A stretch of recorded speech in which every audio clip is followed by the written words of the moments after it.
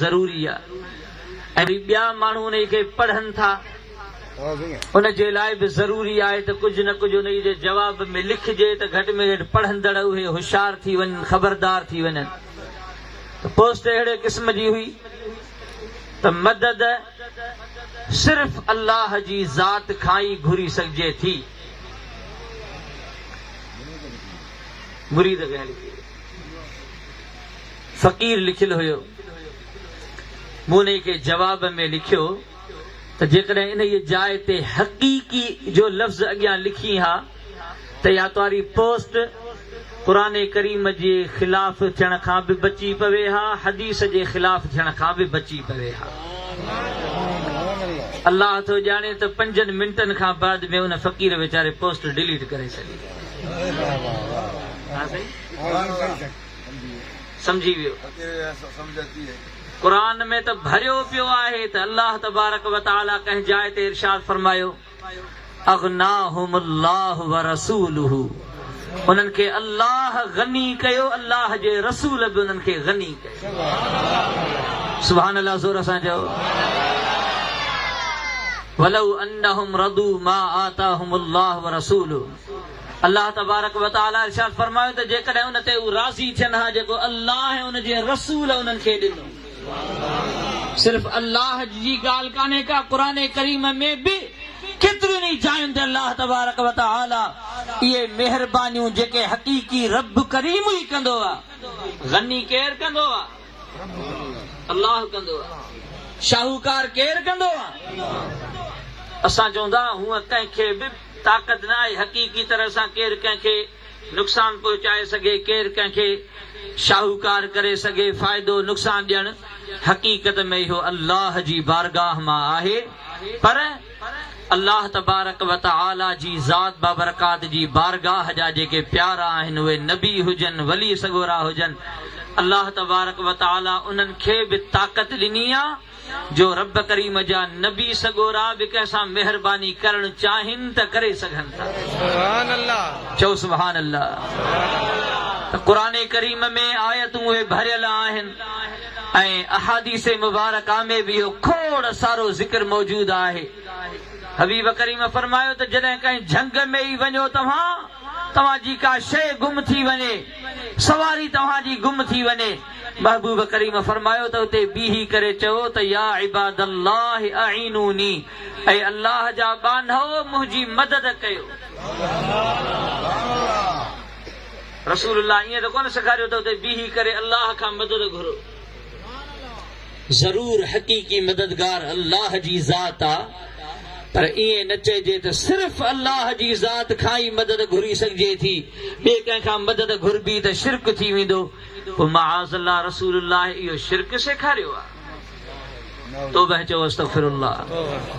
महबूब करीम फरमायो अल्लाह जा केतिरा ई अहिड़ा बाना उते ग़ैब रहंदा आहिनि, ग़ैब जा उहे रिजाल उते रहंदा आहिनि जिन खे तव्हां ॾिसो कोन था, उहे तव्हांजी मदद कंदा। तव्हां चओ त अल्लाह जा बाना असांजी मदद कयो त उहे तव्हांजी ज़रूर उन ई जाइ ते मदद थींदी। चओ सुभान अल्लाह।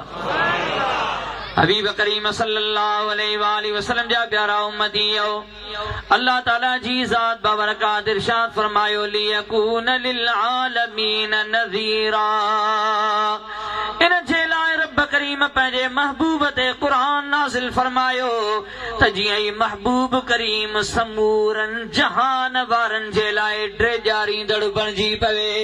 हबीब करीम खां अॻु में जेके विया आया उहे मख़सूस क़ौमुनि जे तरफ़ ईंदा हुया, को कंहिं कबीले जे तरफ़ ईंदो हुयो। क़ुरान करीम पढ़ी ॾिसो, अल्लाह ताला जी ज़ात बाबरकात किथे इरशाद फरमायो, इला आदिन अखाहुम हूदा, रब करीम इरशाद फरमायो त असां हूद अलैहिस्सलाम खे आद क़ौम जे तरफ़ मोकिलियोसीं। हिकिड़ी क़ौम जे तरफ़, क़ौम कबीलो, उन जे तरफ़ आद अलैहिस्सलाम खे नबी बनाए मोकिलियोसीं। मतलब आहे त हिकिड़ी क़ौम जे लाइ अलॻि नबी बि आयो। वैला समूद अखाहुम सालिहा, रब करीम फरमायो त असां समूद क़ौम ॾे समझाइण जे लाइ उन्हनि जे भाउ हज़रत सालिह नबीअ खे मोकिलियोसीं। माना उहो हिकिड़ी क़ौम ॾे थी नबी आयो, बल्कि हिकिड़े ॻोठ में बि ॿ चार नबी सगोरा रहिया आहिनि। सुभान अल्लाह चओ। को कंहिं ज़िले जी एराज़ीअ जे लाइ नबी बणिजी आयो, को कंहिं तालिके जे लाइ, को कंहिं ॻोठ जे लाइ नबी बणिजी आयो, को कंहिं ख़ासि क़ौम जे लाइ नबी बणिजी आयो। जीअं क़ुर करीम में ईंदो आहे त बनी इसराइल जा नबी, बनी इसराइल हिकिड़ी क़ौम आहे, उन क़ौम जा मख़सूस नबी आया। पर क़ुर्बान वञा मुहम्मद करीम जी ज़ात तां, चओ सुभान अल्लाह। अल्लाह ताला जी ज़ात बाबरकात क़ुर करीम में किथे बि ईअं कोन फरमायो आहे त असां मुहम्मद करीम खे अरबनि ॾे रसूल बनाए मोकिलियो। किथे बि रब करीम ईअं कोन फरमायो त ही कंहिं मख़सूस ज़बान ॾे रसूल बणिजी आयो आहे। पर अल्लाह ताला जी ज़ात बाबरकात इरशाद फरमायो, वमा अरसलनाक इल्ला काफ़तल लिन्नास बशीरन व नज़ीरा। ऐ महबूब करीम सल्लल्लाहु अलैहि वसल्लम, असां तोखे पूरी इंसानियत जे लाइ रसूल बनाए मोकिलियो आहे। क़ौम चाहे कहिड़ी हुजे, यहूदी हुजनि, नसारा हुजनि, अरबी हुजनि, अजमी हुजनि, कहिड़ी बि ज़बान हुजे, हबीब करीम सभिनी जे लाइ रसूल बणिजी आया आहिनि। पर इन आयत में त सिर्फ़ इंसानियत जो ज़िक्र आहे। पर ही लफ़्ज़ मुबारक जेके मूं तिलावत कया आहिनि, अल्लाह ताला जी ज़ात बाबरकात इरशाद फरमायो, लियकून लिल आलमीन नज़ीरा।